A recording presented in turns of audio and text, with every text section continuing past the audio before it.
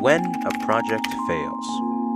That's something no artist wants, especially if it's something they've been working on for an extended period of time. In the modern media landscape, failure doesn't seem like a very welcomed idea. You should deliver your product at a certain time in a certain way for a certain person. Do it enough times in enough ways and you may be rewarded. The only time failure seems to be endorsed by artists is the typical rise and fall story, typically served up by a commentary channel that can soon fall into the same fate. I want to talk about failure.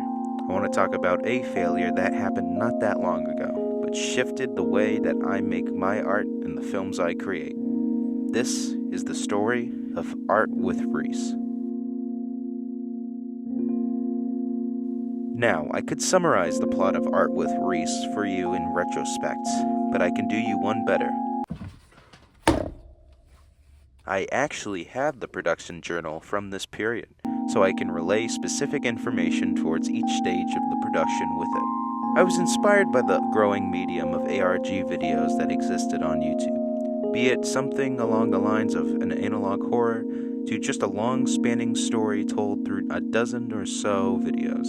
I thought it was a pretty good story device, so to the budding artist, an ARG, especially of an art-centric plotline, seemed promising. So I was inspired to write what I thought at the time would be a decent enough series for my channel. Here's the plot summary I wrote from back then. Art with Reese is a show about an interdimensional artist that travels throughout time and different dimensions. His purpose throughout the show is that he tries to become popular/a famous flexible artist. However, the artist seems to be desperate with getting to his goal. In a way to fasten his dream, he travels through the major decades in which television was present. Throughout the show, for example, each episode would be treated as a recorded or uploaded program that would have been archived, that would have already been aired. The structure of the program is that it would run for 12 minutes, consisting of a 3-part structure. A beginning that would garner interest from the viewer, like Reese painting or making a clay character. Then a middle, which would be Reese creating the piece. Finally, the ending would show a show/satisfying conclusion that would showcase the product that he would have been crafting in the middle of the show, like a puppet show. However, especially through the third act, the mood would start to turn eerie/strange, somewhat calling back to Reese coming from many dimensions. For example, in a puppet show, they could keep referencing a pre-existing overruling company. Then, it could show how the company could be ending the puppet's world. The episode would slowly show a scary, bleak, yet bright future from Reese's Earth. The last episode would rather be a full realization of the Reese character, or breaking up the episode showing the behind the scenes to the program, as is an example of the state of Reese's life and could show things that happened in his life. Each episode would focus on a different kind of art, like cooking, painting, music, animation, puppetry, etc. As each decade would occur in each episode, the appearance of the time era would follow along with it. For example, in a 90s episode, the sets and graphics would correlate. In each episode, Reese would show a piece of technology that would seem outrageous to the audience. This futuristic item could interfere with the structure of the program. For example, he would bring out a robotic object that would interact with him. Yet the object ends up messing with the program. Surprisingly, however, the audience knowing him fears the artist as if it was a devil or a monster that could travel through time. He ends up defeating the company after being on death row. The last episode explains the entire situation going on during the series. Now, with all the weird vagueness that this writing brings with it, along with the punctuation errors, this was the main guide towards the series. I had recently gotten a handheld camera to test working on the properties of a real camera, as opposed to a cell phone. I was very confident with how the production could go. The schedule for all periods of production stretched from beginning of August 2021 to the end of September 2021. That's already a tight schedule to go by, but I had the confidence that I would finish it in time. The episode topics I chose were puppetry, photography, animation, radio, stop motion, film, music video, video game, fan mail, documentary, painting, minimalism, with a penultimate episode and a final episode. For the purposes of explaining problems that came up with the series, I'm going to go by journal entries and then bring up the issues. So let's start with, of course, day 1. It's the first day of production. Ironically, I've done nothing. I guess I'm preparing for all the work ahead of me. I'm finishing up this journal as both an archive of all of the production cycle, and now my emotion can affect the process of this series. I have to finish storyboarding the stop-motion segment so I can write the script and hire voice actors. I'm about to start animating the 60s animation segment. I have to ask for the remainder of the video game music so I can animate the graphics. I need to research for the episodes and write scripts for the segments. I also have to gather some money and coins to make a budget. I'm really hoping that this project comes to reality. More importantly, I hope people like it and it's successful, not to make money, but to glorify the existing. See you tomorrow. Something to notice first with the production is that I hadn't thought about any solid budget for the series, and introducing the concept after the estimated schedule begins isn't the best. Of course, me not starting anything yet is another issue. Another problem is that, according to what's being told, I was also banking on the reception of the series, holding up my mood and boosting the production. This is probably one of the worst things you can depend on for a production, especially if it's something you're executing on for the first time. To have the prospect of critical success coming from your product, even before anything has been shown from it, is the equivalent of cooking a 5-star recipe without having any of the ingredients. Reception is something that comes from posting works in progress, snippets, and the actual product. From this, I learned that, especially for projects that I'm passionate about, think of how you can make this the best for yourself, and to not lean towards making something that appeases everybody. Obviously, you can make a universally praised project for something you're fully passionate about, but to boil stuff down for a guarantee, that is not the best option. But on to the actual first day of production, day 2. Today was the first real day of production. I started at 1:03 p.m., animating the first couple of scenes showing Earth, then the US, then Nebraska. I decided to change the art style from a messy pencil sketch to a cleaner yet messy art style. However, I started having problems with the program, having to make a dissolve transition for the sky. Fortunately, I was able to learn with the transitions being able to happen with opacity keyframes. I was able to finish 1 row of scenes, 10 scenes. I have 5 more rows left. Tomorrow, I'm going to continue to work on the animation segment. Hopefully, I can apply filters to make it look more like a 60s cartoon. See you tomorrow. Now for this, I downloaded a new animation software. The software was Clip Studio Paint, and I remember being really fond of the brush presets and how the software worked for animation. However, there's a big issue with all of this. Learning a new software in the middle of a production. While learning a new program may sound like fun, in terms of finishing a product that has an already tight deadline, it's not good. And to also shift the art style for the animation during the process, for me it really didn't do anything, but for others it's obviously a very risky move. Let's skip a bit forward in the timeline. Day 13. I finally finished it.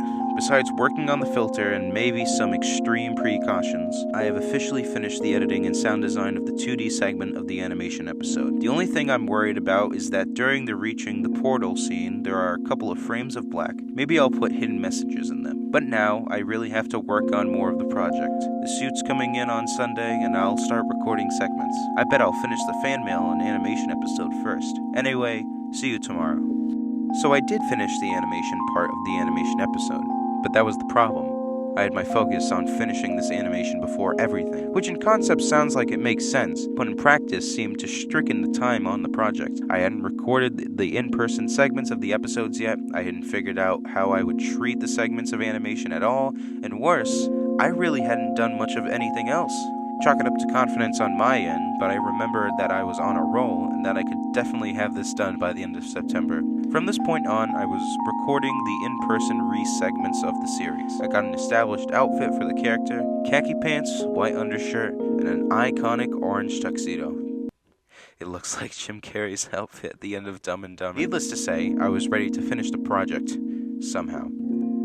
Day 16. Today I continued working on the fan mail episode. I finished making the fan mail for the episode. The worst part that happened was that I had to set up the area and the house was 81 degrees with a weird odor.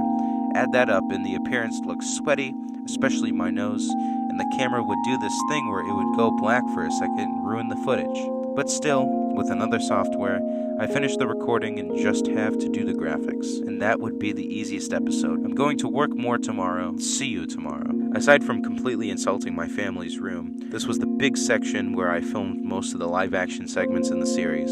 I remember some of the episodes that I filmed around this time were the photography episode, the music video episode, the animation and arts episode were very easy to film, and the painting episode was fun. sort of jumping over the hurdle of being in front of the screen with a wacky tuxedo and treating everything straight-laced to fit the tone of the character and their intentions in the series. The one thing I kept messing up on, though, was the conditions of the space. Obviously, there wasn't that much to work with, and to be honest, there isn't much I needed for the frame. It's always good to have something to switch out for each of the episodes. Especially if you're focusing on one specific medium, it wouldn't hurt to have some sort of replaceable object to interchange out with each episode. Maybe it could correlate with the theme, or maybe some more hidden messages with the show. I was planning out some of the other episodes, looking out for some voice actors for the stop-motion episode, and eventually working on more and more of the production. But as it was going, something big came up that stopped the production. Day 30. Nothing to report today. Preparing for my last year of high school. Can't wait to do more stuff. See you tomorrow. Out of everything here that would have affected the production, this would be it. School.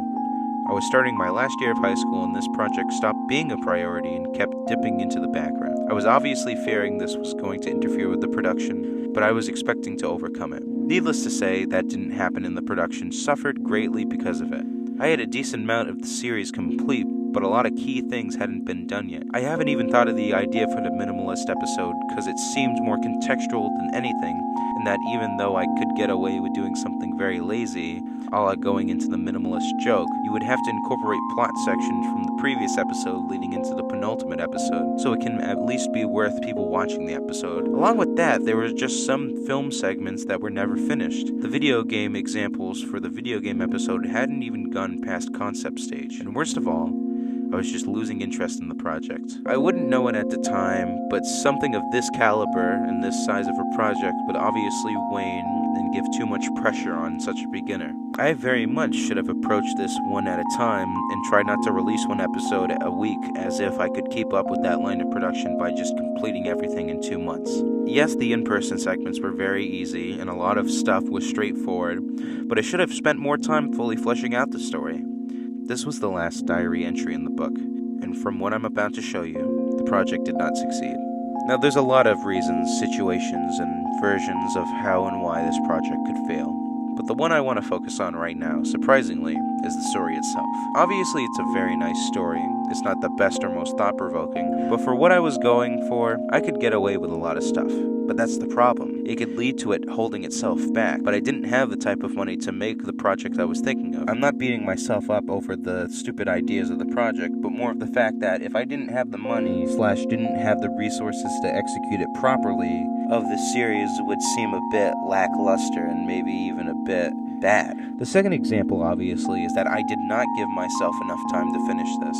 Giving myself 2 months of time to finish 14 episodes of anything is not only a daunting task, but also an impossible one, especially from a beginner. Most of the confidence for me finishing this project was me slowly learning more and more filming techniques and how to control the camera from high school. If I were to give myself maybe 4 more months, and that's keeping it on the low end, I would probably be able to finish it, but by setting it this low, it's almost as if I was expecting to fail. And even with the summer break, I don't think it would have given me enough time. And I think the biggest reason why I didn't finish this project is because basically, it stopped becoming interesting to me. For how much of a cop-out that answer could be, that's pretty much what happened. The subpar execution that was coming from these recordings, even though I somehow knew all the fantastical new camera techniques, were not pulling the production like I thought it would. Other stuff in my life was coming up, other opportunities saw their way, and they seemed more intriguing than the daunting crunch-like production that I was already sinking myself into. I remember there was a specific day where I recorded a lot of stuff on that new camera. I came home to start the post-production, and I physically could not continue working on it. Not because I was exhausted, but just the whole month and a half of already working on the project and it feeling like it's not building up to anything made it almost seem worthless. I didn't cry,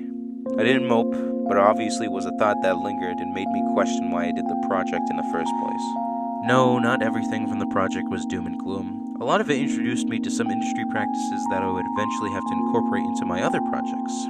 Adapting to newer software and off-the-cuff improvisation with filming and voiceovers really helped with a lot of projects and ideas I had towards my art. The sort of determination that I got from this time crunch I would put into other projects, be it through the talent I would show, through the time I'd be able to finish it, or just anything with enjoying the project in general. I guess the biggest thing out of everything is that it did teach me when a project fails, it really isn't for the worst. I imagine anybody that you watch on YouTube, Instagram, TikTok, or even a filmmaker or TV show director have millions of ideas that never executed just because of either budgetary reasons, time crunch, or even just a loss of passion. But by having these failed projects that have something to look back on, not only can we improve ourselves in terms of artist, but also better ourselves as individuals. I don't know if I'll ever come back to art with Reese. It was a fun, novel mistake that I ended up making 2 years ago. If something comes along to where I would have to or want to remake it, I might reconsider it. But other than that, it does remain a footnote in my ongoing artistic journey. But who knows? Worse failures have happened.